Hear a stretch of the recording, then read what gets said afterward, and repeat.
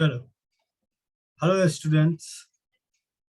तो हम लोगों ने पिछले क्लास में क्या पढ़ा था? बहुत कुछ पढ़े थे, जैसे कि फंडामेंटल क्वांटिटीज क्या होते हैं। एक बार रिवाइज कर लेते हैं। फंडामेंटल क्वांटिटीज पढ़े थे। अरे ठीक है ना, चलो स्टार्ट करते हैं। थोड़ा 2 मिनट का समय देना, 2 मिनट का। कोई डाउट हो तो कमेंट सेक्शन में आराम से तुम लोग पूछ सकते हैं, कोई दिक्कत नहीं है। ठीक है,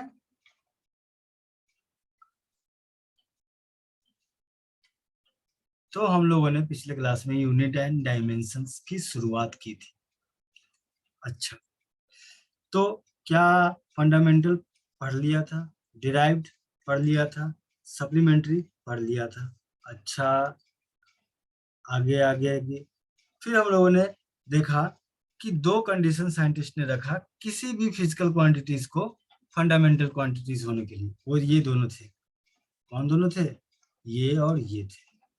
फिर इंटरनेशनल बॉडी, जो हमारा general conference on weight and measure, उसमें हमें 7 फंडामेंटल क्वांटिटीज हमें मिली। Length, mass, time, current, temperature, amount of substance and luminous intensity, ये सभी पढ़ लिया था। एब्सोल्यूट बोलते हैं और बेस भी बोलते हैं इसको, फंडामेंटल क्वांटिटीज को, ये भी हम लोगों ने देख लिया था। आगे फिर हम लोगों ने क्या देखा था कि डिराइव्ड क्वांटिटीज क्या होती है, फिर हम लोगों ने सप्लीमेंट्री क्वांटिटीज क्या होती है। फिर मैंने बोला था, क्या बोला था कि प्लेन एंगल और सॉलिड एंगल के बारे में हम लोग बाद में पढ़ेंगे। यहाँ पे लिखा हुआ भी था, later we discuss about it. Okay, फिर मैग्नीट्यूड के बारे में पढ़ा, मैग्नीट्यूड पढ़ा। फिर उसके बाद N1U1 equal to N2U2 equal to constant, ये भी जाना हम लोगों ने। फिर उसके बाद हम लोगों ने यूनिट पढ़ा, यूनिट में फंडामेंटल क्वांटिटीज के यूनिट को फंडामेंटल यूनिट, और डिराइव्ड क्वांटिटीज के यूनिट को डिराइव्ड यूनिट, यहाँ पे डिराइव्ड यूनिट। ठीक है, चलो उसके बाद हम लोगों ने ये सब चीज देख लिया था। CGS, FPS, MKS, ये अलग अलग सिस्टम है around the all over the world. उसमें से सबसे फेमस कौन सा है? हमारा MKS, ये वाला है ना फेमस। अच्छा, चलो, तो कोई दिक्कत नहीं है। ठीक है, अब आगे हम लोग देखते हैं, आगे हम लोग देखते हैं। चलो, आज का लेक्चर आज से यहां से स्टार्ट करते हैं। ठीक है, तो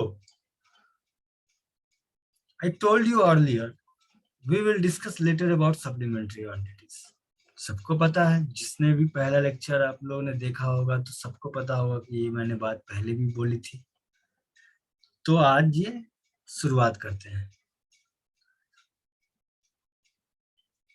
The unit for supplementary quantities are called supplementary quantities. Sorry, supplementary unit. दो तरह की हम लोगों ने बातें की थी, प्लेन एंगल और सॉलिड एंगल। प्लेन एंगल का जो यूनिट है वो रेडियन है, और सॉलिड एंगल का जो यूनिट है वो स्टीरेडियन है। ठीक है, प्लेन एंगल आप लोगों ने बचपन में बहुत अच्छे से पढ़ा होगा। क्या पढ़ा होगा कि अगर एक सर्कल में ड्रॉ करूँ, ये देखो सर्कल ड्रॉ करूँ, और ये R रेडियस का हो, तो सरकमफ्रेंस ना, ये पेरीमीटर हुआ, तो सेंटर से ये कट किया और ये कट किया, तो दो जगह कट करने के बीच के एंगल को प्लेन एंगल कहते हैं। प्लेन एंगल कहते हैं। सॉलिड एंगल आइए देखते हैं। मान लो कि एक स्फीयर है, मान लो स्फीयर है। अब स्फीयर देखो यहाँ पे मैंने बनाया है, और स्फीयर से एक भाग, एक चौथाई भाग, ये 1/4 पार्ट मैंने निकाल लिया। तो निकाल लिया तो कुछ ऐसा बनेगा।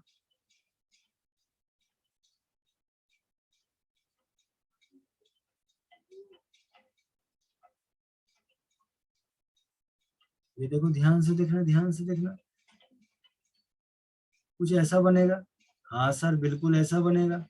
अच्छा, तो ये जो एंगल हुआ ना 3D में, 3D में एंगल जो हुआ, इसको बोलते हैं स्टीरेडियन।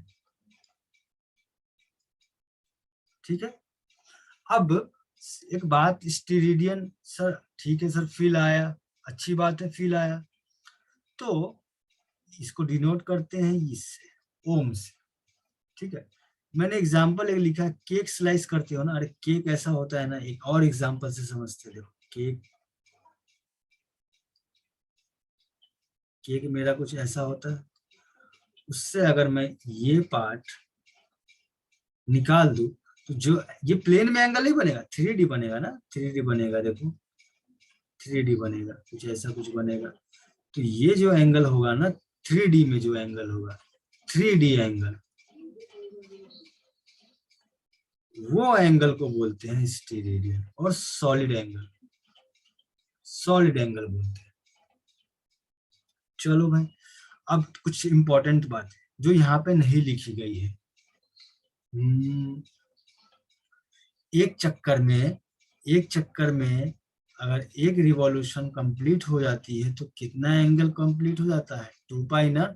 उसी तरीके से अगर स्फेयर, स्फेयर का पूरा अगर मैं चारों तरफ से घूम जाऊं ना, तो 4 पाई रेडियन स्टीरेडियन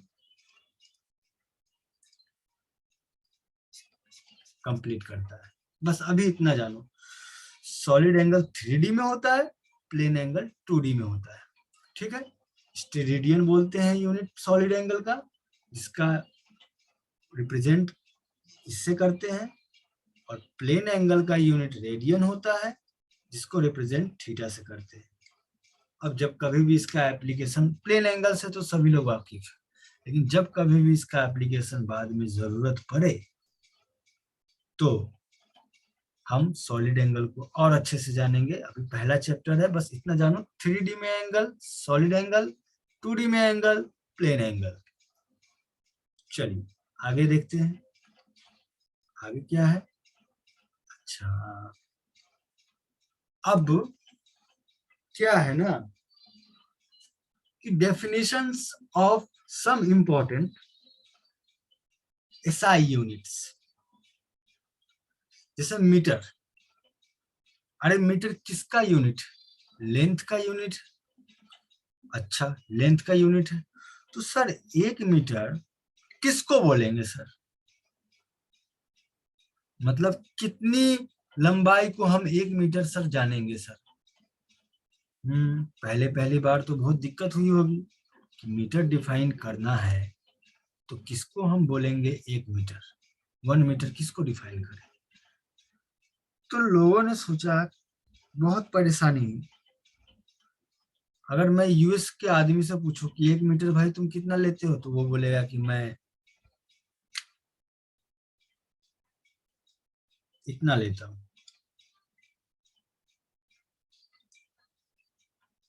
इंडिया वाले से पूछूंगा तो वो बोलेगा इतना लेता हूँ।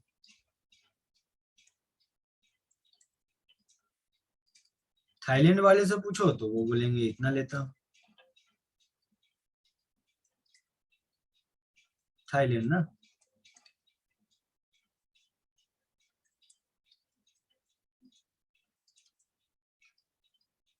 तो हमें एक यूनिवर्सल मीटर की जरूरत पड़ेगी ना, कि जो सब जगह एक ही तरह का हो, सबके लोग, सभी जगह के लोग एक ही तरह के मीटर का यूज करते हो।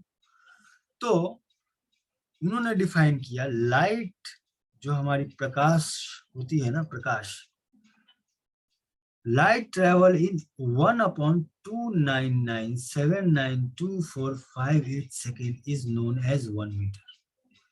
मतलब कि अगर लाइट इतने सेकेंड में जितनी दूरी ट्रेवल करेगी, वो दूरी को हम 1 मीटर का नाम दे दिए। बहुत बढ़िया। अब लाइट की स्पीड तो हमेशा इस यूनिवर्स में कांस्टेंट है ना, मीडियम में कहीं भी, वैक्यूम में है ये, इन वैक्यूम, तो वैक्यूम में जो लाइट की स्पीड होती है वो होती है 299792458 मीटर पर सेकेंड। मतलब कि एक सेकेंड में क्या लाइट 299792458 मीटर चल जाएगी? मतलब यहाँ देखो, यहाँ 299792458 मीटर को चलने में क्या एक सेकेंड लगेगा? तो एक मीटर को चलने में 1/299792458 लगेगा। तो ये जो समय में कितनी दूरी ट्रेवल करेगी लाइट? 1 मीटर। उसी को नाम दिया गया 1 मीटर। ठीक है, चलो अब सेकेंड, हमारा दूसरा फंडामेंटल यूनिट जो है उसको सेकेंड। अब सर 1 सेकेंड किसको बोला जाए? मैं अगर बीप अगर बजाऊं, इतने देर को मैं 1 सेकेंड बोलूं, या पी इतने देर को 1 सेकेंड बोलूं? अरे ये भी तो मतलब कि यूनिवर्सल होना चाहिए ना, सभी जगह 1 सेकेंड एक तरीके का होना चाहिए ना, तभी तो ये दुनिया अच्छे तरीके से चलेगी। तो 1 सेकेंड को कैसे डिफाइन किया गया समझना। ये जो नंबर आपको दिख रहा है बोर्ड पे 9192631770, अगर आप सीजियम एटम लोगे, ये सीजियम एटम लोगे, सीजियम एटम के अंदर जो ग्राउंड स्टेट पे जो इलेक्ट्रॉन होगा वो लाइट के पड़ने से या बाहरी सोर्स या किसी भी एनर्जी को देने से वो एक्साइट होगा, और एक्साइट होने के साथ साथ वो एनर्जी को क्या करेगा? एब्जॉर्ब करेगा, क्योंकि इसमें एनर्जी दी गई है। अरे जैसे कि मानो अगर आपके जेब में मैं 10 रुपए डाल दूं, तो आपके अंदर मैंने एनर्जी डाल दी ना। अब उस 10 रुपए का आप क्या करोगे? जाओगे मार्केट में कुछ खाओगे पियोगे, फिर वापस अपने घर आ जाओगे। उसी तरीके से मैंने इस इलेक्ट्रॉन को, एटम के अंदर जो इलेक्ट्रॉन है उसको मैंने एनर्जी, तो वो एक्साइटेड स्टेट में चला गया। अब एक्साइटेड स्टेट में चला गया तो अनस्टेबल हो गया ना। अब अनस्टेबल क्यों सर? अगर मैं आपको आपको छोड़ किसी भी इंसान को अगर मैं जोर से एक तमाचा मारूं, अगर उसने गलती की हो तो क्या वो रोने लगेगा?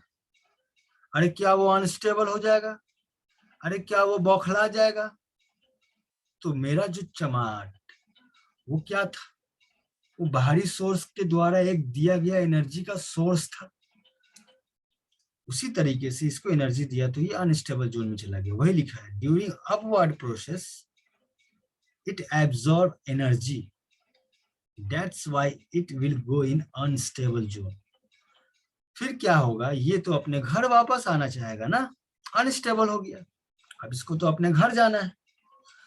तो during downward process it release energy in the form of light.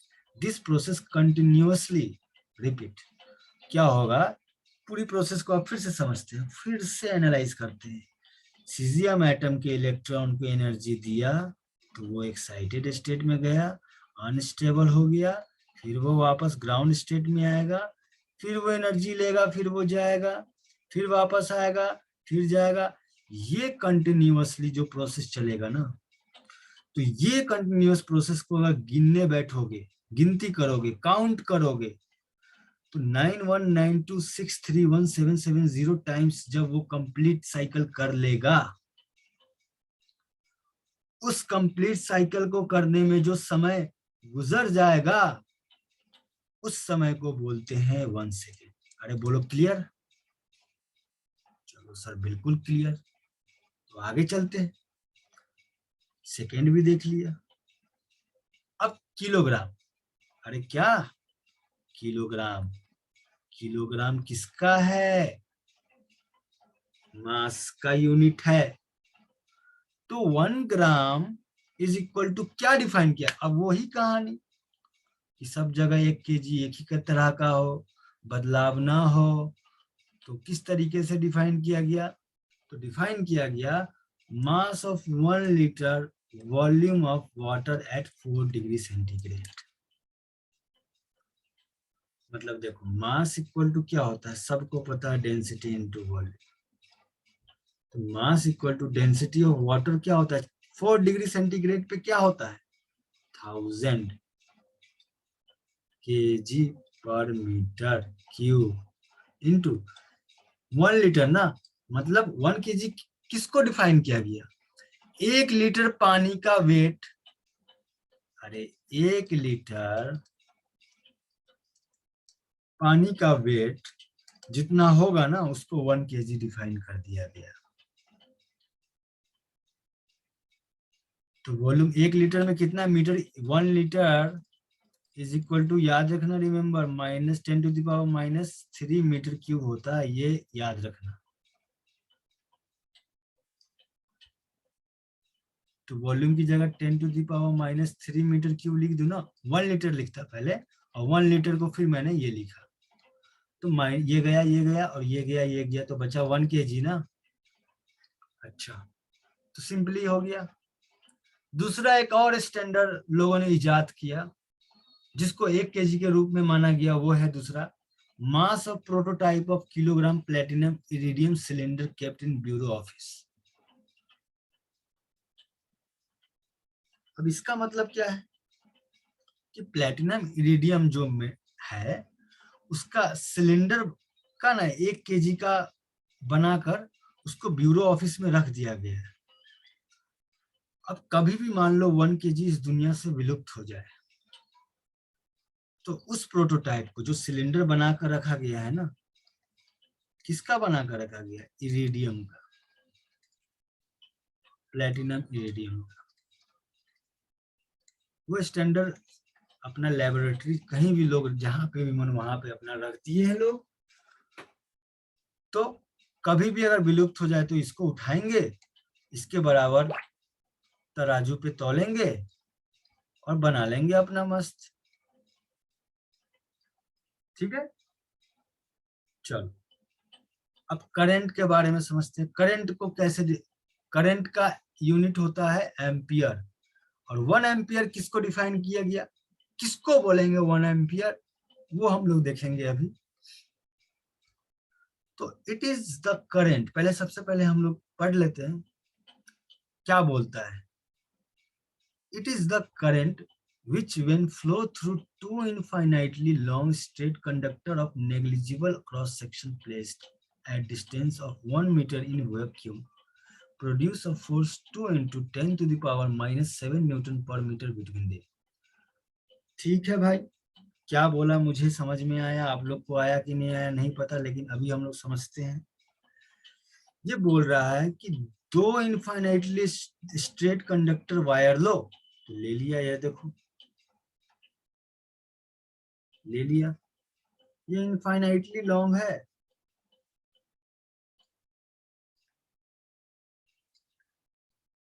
अच्छा, इसमें क्या करो, करंट दौड़ाओ, करंट दौड़ाए तो क्या होगा ना ये, और इसकी बीच की दूरी 1 मीटर रखो, तो करंट दौड़ाओ, क्या करो, करंट दौड़ाओ। ठीक है, कितना दौड़ाए ये नहीं पता, लेकिन करंट दौड़ाओ। दौड़ाने के बाद, करंट को दौड़ाने के बाद या फ्लो करने के बाद 1 मीटर की दूरी पे दोनों को रखो और एक इंस्ट्रूमेंट लगाओ इसके बीच में जो फोर्स पर यूनिट लेंथ नापे। वो मशीन लगा दिया, अब करंट दौड़ाओ, कितना भी दौड़ाना दौड़ाओ, 1 ampere 2 ampere 3 ampere 5 ampere 6 ampere दौड़ाओ, चेंज करो, 0 एम्पियर 0.1 एम्पियर चेंज करते जाओ, करते जाओ 0.2 0.3 करते जाओ। फोर्स पर यूनिट लेंथ जब 2 into 10 to the power -7 Newton पर न्यूटन मीटर अगर लग जाए तो समझ जाना कि इस वायर में ना 1 एम्पियर का करंट दौड़ने लगा। फिर से मेरी बात समझना, तो वायर लिया इनफाइनाइटली, दोनों को 1 मीटर की दूरी पे रखा, फिर करंट दौड़ाना शुरू किया, फिर एक मशीन लगाया जो नापता है फोर्स पर यूनिट लेंथ। अगर करंट बढ़ाते समय या जिस करंट की वैल्यू पे force per unit length 2 × 10⁻⁻7 Newton पर मीटर आ जाए, तो समझना कि करंट जो दौड़ रहा है वायर में वो 1 एम्पियर दौड़ रहा है। अरे बोलो, समझ में आया? तो समझ जाओ 1 एम्पियर की डेफिनेशंस को कंप्लीट कर लिया। चलो अब आगे आ जाओ।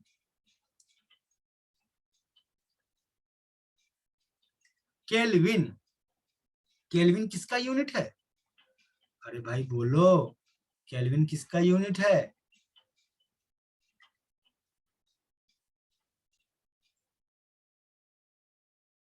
केल्विन किसका यूनिट है?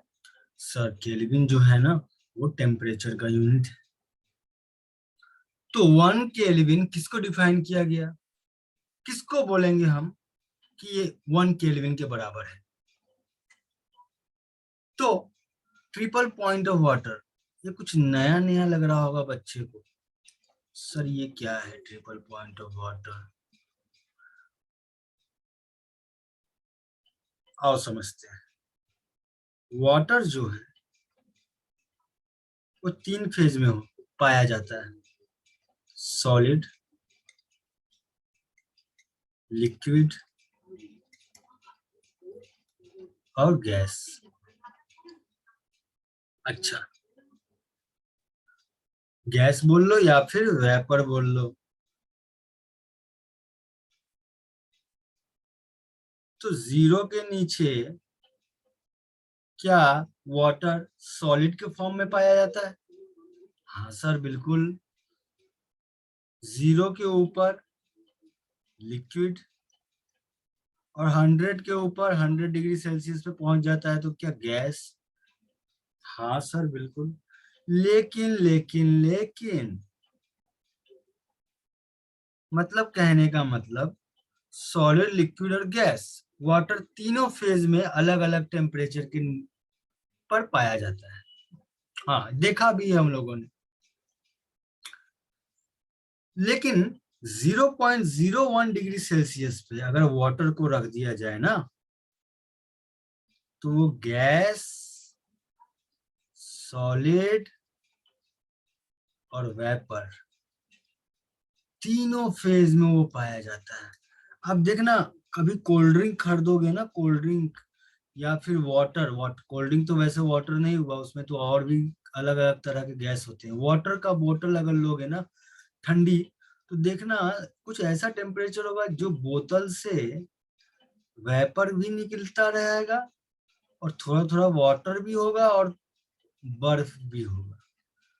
उस टेम्परेचर पर, उस टेम्परेचर को ट्रिपल पॉइंट ऑफ वाटर बोलते हैं। मतलब उस टेम्परेचर पे, जिस टेम्परेचर पे वाटर तीनों फेज में पाया जाए, सॉलिड, लिक्विड और गैस और वेपर, उसे हम ट्रिपल पॉइंट ऑफ वाटर बोलते हैं।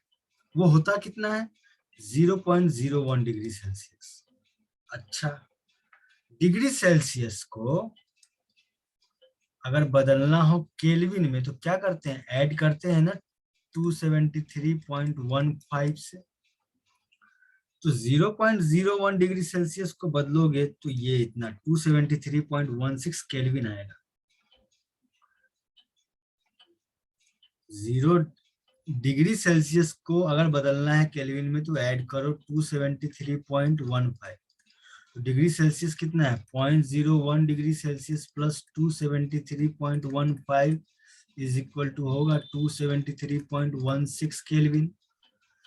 तो 273.16 केल्विन में 0.01 डिग्री सेल्सियस होता है। तो 1 केल्विन में 0.01 डिग्री सेल्सियस अपॉन 273.16 केल्विन। अब 0.01 डिग्री सेल्सियस क्या है? Triple point of water upon 273.16। तो 1 केल्विन हुआ क्या आखिर? 1 केल्विन हुआ ना, यही तो 1 केल्विन है। ठीक है, अब मोल आओ। It is the amount of substance of a system which contain as many elementary particles, atoms, molecule, ions, etc. as there are atom in 12 gram of C12. क्या है सर? अब देखो, या ये वह अमाउंट है सब्सटेंस का जो 12 ग्राम अगर कार्बन एटम का आप लोगे ना, मान लो एक कार्बन एटम है, इसका एक टुकड़ा काट लिए जो 12 ग्राम का है, C12 का गुच्छा है, उसमें से मैंने 12 ग्राम कार्बन 12 कट कर लिया, तो 12 ग्राम कार्बन 12 में जितने एटम्स होंगे ना, या मॉलिक्यूल्स होंगे, या आयंस होंगे, उनकी संख्या जितनी होगी उसको बोलते हैं मोल। और ये संख्या होती कितनी है? 6.022 इंटू 10⁻23। मतलब अगर आप 12 ग्राम कार्बन 12 को कट करके आप उसमें अगर नंबर ऑफ आइटम्स गिनोगे, काउंट करोगे, मॉलिक्यूल्स काउंट करोगे, आयंस काउंट करोगे, तो वो आएगा 6.022 इंटू 10⁻23। उस नंबर को एक मोल कहा गया है। अब बोलोगे सर आपने कार्बन ही क्यों लिया? तो कार्बन एक ऐसा एलिमेंट है जो नेचर में भरपूर मात्रा में कभी खत्म नहीं होगा। तो कभी भी मान लो 1 मोल की संख्या लोग भूल गए, ऐसे तो भूलेंगे नहीं। इन कार्बन एटम को हम कहीं भी यूज कर सकते हैं, जहां भी जाओ मिल जाएंगे कार्बन एटम, इसलिए कार्बन एटम। और बहुत सारे रीजन है, मैं केमिस्ट्री में पढ़ेंगे हम लोग। बस इतना जानो कि कार्बन एटम के 12 ग्राम में जितने नंबर ऑफ पार्टिकल्स होंगे, एटम्स होंगे, मॉलिक्यूल्स होंगे, आयंस होंगे, उनकी संख्या को एक मोल बोला गया है। बात समझ में आई? चलो आगे बढ़ते हैं। अब आगे क्या है, आगे क्या है देखते हैं सरप्राइज में। कैंडेला। अरे क्या है कैंडेला? लुमिनस इंटेंसिटी का यूनिट है कैंडेला। कैंडेला, एक कैंडेला को कैसे डिफाइन किया गया तो देखना, it is luminous intensity in perpendicular direction of surface of 1/60,000 meter square of a black body at temperature of freezing point under 180। क्या है सर? चलो एक ब्लैक बॉडी ले लो, अरे समझ लो ब्लैक बॉडी ले लो। ब्लैक बॉडी मतलब काला बॉडी नहीं होता। ब्लैक बॉडी मतलब इस पे अगर मैं एनर्जी गिराऊं तो पूरा एब्जॉर्ब भी कर ले और पूरा का पूरा रिफ्लेक्ट भी कर दे, उसको बोलते हैं ब्लैक बॉडी। ठीक है, तो मान लो एक बॉडी है जिसका ये सरफेस एरिया है 60,000 मीटर स्क्वायर सरफेस एरिया है। ठीक है, और इसको टेम्परेचर पे रख दिया गया freezing point. Freezing point under pressure कितना? 180। ठीक है, मतलब सराउंडिंग का एटमॉस्फेयर 180 m है, 180 एटमॉस्फेयर में उसको रख दिया गया है। सरफेस एरिया मैंने 1/60,000 मीटर स्क्वायर ले लिया है, और टेम्परेचर ऑफ फ्रीजिंग पॉइंट पे लिया है मैंने। तो उस समय जो ये इंटेंसिटी बाहर फेंकेगा ना, जो चमक फेंकेगी, उसका इंटेंसिटी अगर मेजर करोगे ना तो 1 कैंडेला के बराबर है। उसी को 1 कैंडेला बोला गया, ऐसा समझ लो। फिर से समझते हैं। एक ब्लैक बॉडी लिया जिसका सरफेस एरिया 1/60,000 मीटर स्क्वायर है, उसको 1 ATM में रख दिया गया। उस समय जो चमक निकलेगी ना, उस चमक को 1 कैंडेला का नाम दिया गया। ठीक है, अब आ जाओ रेडियन। यहां से यहाँ फंडामेंटल खत्म हो गया, अब थोड़ा सप्लीमेंट्री बताया है मैंने। It is the plane angle between two radius of circle which cut off on circumference and equal length of radius. मतलब कि क्या है, सर्कमफ्रेंस पे दो रेडियस कट करेगा, उसके बीच के एंगल को थीटा बोलते हैं, इसी को बोलते हैं प्लेन एंगल। चलो,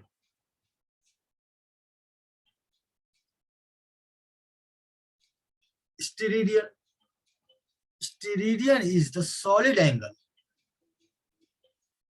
ऑब्वियस सी बात है, सॉलिड एंगल है ना, सॉलिड एंगल की यूनिट ही तो है steradian. Steradian is a solid angle which having its vertex at the center of the sphere cut off area। एक स्फीयर ले लो, चलो चलो चलो चलो चलो चलो, स्फीयर ले लिया, यहां से वर्टेक्स सेंटर पे बनाया, तो जो सरफेस पे जो कट करेगा वो एरिया अगर मान लो डीए है, सॉलिड एंगल जैसे plane angle theta equal to l upon r, मतलब arc length upon radius define किया गया है ना, उसी तरह solid angle d A upon r square. अब इसमें इंपॉर्टेंट क्या है ना, देखो एक बार डेफिनेशन पढ़ ही लो। The steradian is the solid angle which having its vertex at the center of the sphere cut off area of the surface of sphere equal to that of a square with sides of length equal to radius of the sphere। बात यही है कि अगर आप छोटा सा section cut करोगे ना, उस सेक्शन से छोटा सा मान लो सेक्शन कट किए, वो सेंटर पे वर्टेक्स बनाएगा, इसका एरिया अगर डीए है और रेडियस आर है, तो ये जो 3D में जो ओम बनाएगा ना सॉलिड एंगल, ये सॉलिड एंगल डिफाइन किया गया है डीए अपॉन आर स्क्वायर। ठीक है, d A upon r square for sphere. पूरा जो एंगल पूरे स्फीयर के लिए, ये छोटा सा क्रॉस सेक्शन के लिए निकाला ना, इस छोटे से क्रॉस सेक्शन में कितना सॉलिड एंगल बनाएगा, जैसे कि इस छोटे से आर्क लेंथ में थीटा बनाएगा, पूरे में 2 पाई बनाएगा ना, तो इस छोटे से आर्क सेक्शन में, इस छोटे से सरफेस एरिया में क्या डीए अपॉन आर स्क्वायर निकाल बनाएगा, ये देखो डीए अपॉन आर स्क्वायर बनाएगा। लेकिन पूरा अगर स्फीयर की बात करूं तो कितना सॉलिड एंगल बनाएगा, तो क्या मुझे पूरा एरिया लेना पड़ेगा, पूरा एरिया मतलब surface area of sphere 4 pi r square upon r square 4 pi. तो मैंने ये पहले भी बोला था, सॉलिड एंगल 4 पाई बनाएगा। चलो, तो सॉलिड एंगल 4 पाई हो गया।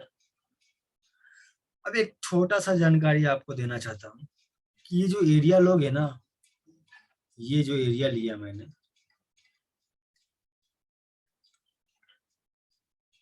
ये छोटा लो या बड़ा लो, लेकिन हमेशा ये छोटा है ना, बहुत छोटा, डी क्या है, छोटा है, इसके परपेंडिकुलर एरिया को लेते हैं।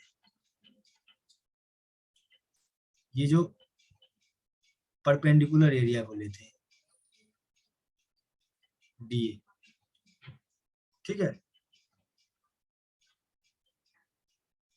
चलो ठीक है, 4 पाई हो गया।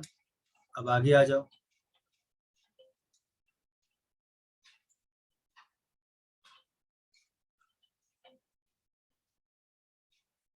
Example, find the SI unit, CGS unit, FPS unit of speed, acceleration, force and momentum. अब हम लोगों ने पढ़ लिया भाई यूनिट क्या होता है, एसआई यूनिट क्या होता है, सीजीएस यूनिट क्या होता है, एफपीएस यूनिट क्या होता है। तो स्पीड का पूछा है ना, तो स्पीड क्या होता है इसका, मीटर पर सेकेंड एसआई में। सेंटीमीटर पर सेकेंड सीजीएस में, और फुट पर सेकेंड होता है एफपीएस में। एक्सेलरेशन का मीटर पर सेकेंड स्क्वायर होगा एसआई में, सेंटीमीटर पर सेकेंड स्क्वायर होगा सीजीएस में, और फुट पर सेकेंड स्क्वायर होगा एफपीएस में। फोर्स की बात करें, फोर्स क्या होता है? मास इंटू एक्सेलरेशन, मास का यूनिट केजी, एक्सेलरेशन का मीटर पर सेकेंड स्क्वायर, तो ये सब एसआई में हुआ। सीजीएस में ग्राम सेंटीमीटर पर सेकेंड स्क्वायर, और एफपीएस में क्या होगा? एफपीएस में मास का unit pound into foot upon second square, CGS में एफपीएस में होगा। अब मोमेंटम की बात करते हैं, तो मोमेंटम को पी से डिनोट करते हैं, जो होता है मास इंटू वेलोसिटी, तो केजी इंटू मीटर पर सेकेंड। ये हो गया आपका मास, ये इसका हुआ और ये इसका हुआ, सब एसआई में हो गया ना, एसआई यूनिट हो गया। ग्राम सेंटीमीटर पर सेकेंड हो जाएगा सीजीएस में, और पाउंड सेंटीमीटर, पाउंड फुट पर सेकेंड हो जाएगा एफपीएस में। सारा का सारा हम लोगों ने देख लिया। इस एक इलस्ट्रेशन से सब समझ में आया कि यूनिट क्या होता है सर, यूनिट की जरूरत क्यों पड़ती है सर, सीजीएस यूनिट क्या होता है, एफपीएस यूनिट क्या होता है, सब कुछ पता चल गया। ठीक है, चलो आ जाओ आगे देखते हैं। एसआई प्रीफिक्स, अरे क्या एसआई प्रीफिक्स? तो एसआई प्रीफिक्स ये टर्म्स है क्या? तो magnitude of physical quantities varied order a wide range. अब सुनो मेरी बात, क्या हमारी दुनिया में माइक्रोन से भी छोटा, नैनोमीटर से भी छोटा, और यूनिवर्स का साइज कितना है? बहुत बड़ा। और एक वायरस का साइज कितना होता है? बहुत छोटा। तो हमारे इस दुनिया में बहुत छोटा से छोटा और बहुत बड़ा से बड़ा हर टाइप का वैरायटी है भाई। तो इन सब को क्या मैं लिखूंगा? यूनिवर्स का साइज 1000925 अनगिनत लिखता जाऊंगा? कितना साइज है? नहीं, इसको क्या हम लोग 10 के ऑर्डर में हम लोग एक्सप्रेस करते हैं। या फिर वायरस का साइज को क्या मैं 0.0123456789101112131415 ऐसे लिखूंगा? इसको भी बहुत 10 के पावर के रिस्पेक्ट में लिखते हैं। तो क्या है ना कि the way of handling mathematical calculation will be easy. Okay, that's why we need to study SI prefix. हमें एसआई प्रीफिक्स पढ़ना पड़ेगा, कोई ज्यादा रॉकेट साइंस नहीं है, बस बहुत आसान है। चलो कंटिन्यू करते हैं, एक बार इसको पढ़ लेते हैं। The magnitude of physical quantities vary order a wide range. The CGPM, the General Conference on Weight and Measure, recommend standard prefix. ये जो है ना इंस्टीट्यूट है, ये रिकमेंड करता है standard prefix for magnitude too large और too small to express more compactly for certain power of 10। वही चीज तो मैंने बताया है। ठीक है, चलो आगे देखते हैं, आ जाओ। Power of 10, 10 to the power 18 को क्या बोलते हैं? प्रीफिक्स में नाम दिया गया एक्सा। अरे बस रटना है इसको, कुछ समझना नहीं है। क्यों रटना है? क्योंकि आप रटते आए हो। 10 टू द पावर 3 को किलो बोलते हैं, 10⁶ को मेगा बोलते हैं। उसके आगे आप लोगों ने पढ़ा नहीं होगा, पढ़ा होगा तो 10⁹ को गीगा बोलते हैं, 10⁻12 को टेरा, 10⁻15 को पीटा, 10⁻18 को एक्सा, 10 को डेका, 10⁻2 को हेक्टो। ये सिंबल्स हो गए। 10⁻⁻1 को डेसी बोलते हैं, 10⁻2 को सेंटी बोलते हैं, 10⁻³ को मिली बोलते हैं, 10⁻6 को माइक्रो बोलते हैं, 10⁻⁻9 को नैनो बोलते हैं, 10⁻12 को पीको बोलते हैं, 10⁻15 को फेम्टो बोलते हैं, और 10⁻18 को एटो बोलते हैं। अब इसमें इंपॉर्टेंट क्या है ना, जो आपका काम आएगा, इंपॉर्टेंट तो सब कुछ, लेकिन ज्यादा जो काम आएगा ना वो आपका ये आएगा, ये आएगा, ये आएगा, ये आएगा, ये आएगा, ये आएगा, ये आएगा, ये आएगा, ये आएगा, और ये आएगा, और ये आएगा। सभी याद कर लो भाई, मैं तो बोलूंगा सभी याद कर लो। चलो ठीक है।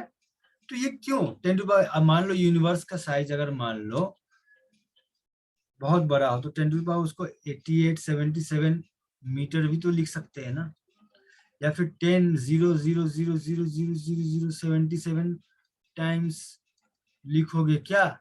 नहीं ना। तो चलो ठीक है।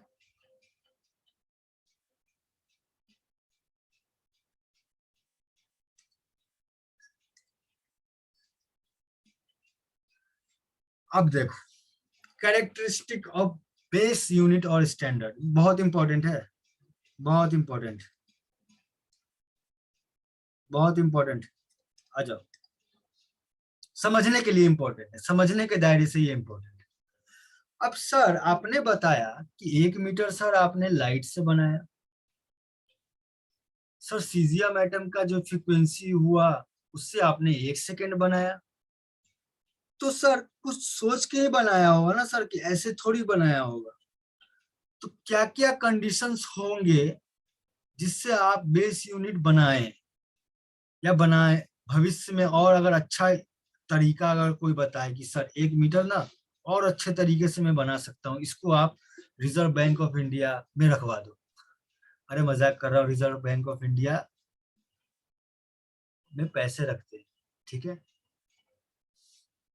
मतलब उसका जो भी इंस्टीट्यूट है, CGPM जो मैंने बोला ना वही। तो सबसे पहले हमको स्टेबिलिटी का ध्यान रखना होगा। अगर आप में से कोई उठकर बोला सर मैं 1 मीटर जो बनाया हूं ना वो ज्यादा एक्यूरेट है सर, तो ठीक है भाई, एक्यूरेट है, लेकिन उसका प्रोसेस होगा ना, एक्सेप्टेंस का प्रोसेस होगा। कैसे एक्सेप्ट करूं मैं? तो सबसे पहले स्टेबिलिटी, कि आपका जो डिवाइस है जो 1 मीटर देता है ना उसकी स्टेबिलिटी कितनी है, समय समय पर बदलना नहीं चाहिए। वही लिखा है, क्या लिखा है? The standard should not very with time, if this criteria must be met, if a standard is to be useful as possible, तब आपको लिया जा सकता है आपका जो तरीका है। फिर दूसरा रिप्रोड्यूसिबिलिटी, मतलब कि आपने जो डिवाइस बनाया है जो 1 मीटर बनाता है, बताता है कि हाँ 1 मीटर मस्त बताता है, तो अगर आपका वो खराब हो जाए ना तो उसको दोबारा फिर से अच्छे से हम उसको रिप्रोड्यूस भी कर सकें। The standard should be accurately reproducible so that copies ideally identical with standard itself can be used elsewhere. If this criterion is satisfied, measurement made at different places can be compared. अगर आपका device सही है, अगर टूट गया, किसी ने चोरी कर लिया, तो आप उसको फिर से बना सकते हो और फिर दुनिया को बता सकते हो कि ये देखो मेरा 1 मीटर जो था वो आज भी वही 1 मीटर है। ठीक है ना। तो दूसरा ये हुआ। तीसरा क्या है? एक्सेप्टेबिलिटी। अब एक्सेप्टेबिलिटी क्या होता है ना, कि लोग कितना एक्सेप्ट करते हैं आपके, ठीक है। लोग, the standard should be universally accepted, पूरे वर्ल्ड में एक्सेप्ट होना चाहिए, मतलब so as to eliminate clumsy and possibility inaccurate comparison among measurement made with separate standard। Simple वही बात है। accessibility, as nearly as possible the standard should be readily accessible to everyone who need to use। अब आपने ऐसा device बना दिया ना जो आप ही को सिर्फ ऑपरेट करना आता हो, या फिर बहुत कॉम्प्लेक्स हो ऑपरेट करने में, तो वैसा भी नहीं होना चाहिए ना। सबको बराबर समझ में आना चाहिए और सब उन्हें यूज कर सके, आसानी से यूज कर सके। और प्रिसीजन, ये तो बहुत इंपॉर्टेंट है भाई। Precision, it should be possible to measure the standard itself with a precision at least as great as the precision with which any comparable measurement can be done। मतलब सटीकता तो होनी ही चाहिए, ऐसा नहीं कि 1 सेकंड की बजाय 1.0001 सेकंड हो जाए ना। अगर 1 सेकंड दुनिया ने जो माना है, अगर आपने वैसा ही बनाया है, तो वो प्रिसाइज डिवाइस कहलाएगा। ठीक है, ये सब जो कंडीशंस थे, ये सब बेस यूनिट तैयार करने में आपको मददगार साबित होंगे। ठीक है, चलिए अब आगे क्या है, some special types of unit. अरे some special types of unit क्या है? 1 माइक्रोन 10⁻⁻6 मीटर, सेंटीमीटर में 10⁻⁻4 सेंटीमीटर। 1 एंगस्ट्रम, याद रखना है, 1 एंगस्ट्रम को ऐसे डिनोट करते हैं, होता है 10⁻⁸ सेंटीमीटर और 10⁻⁻10 मीटर। 1 फर्मी को भी याद रखना, ये सब स्टैंडर्ड है, पूछ सकता है। 1 इंच आपको याद रखना है 2.54 सेंटीमीटर। 1 माइल 5280 फीट और 1.609 किलोमीटर। 1 एटमॉस्फेयर होता है इतना, 76 टॉर होता है, 76 mmHg होता है। 1 लीटर मैंने आज बताया आपको 10⁻³ मीटर क्यूब या फिर 1000 सेंटीमीटर क्यूब। 1 कैरेट में होता है 0.0002 kg। 1 पाउंड में होता है 0.4536 kg। ये याद रखना है, नीड टू रिमेम्बर। और आज का लेक्चर मैं यही खत्म करता हूँ। होप, आशा करता हूँ कि आपको ये समझ में आया हो।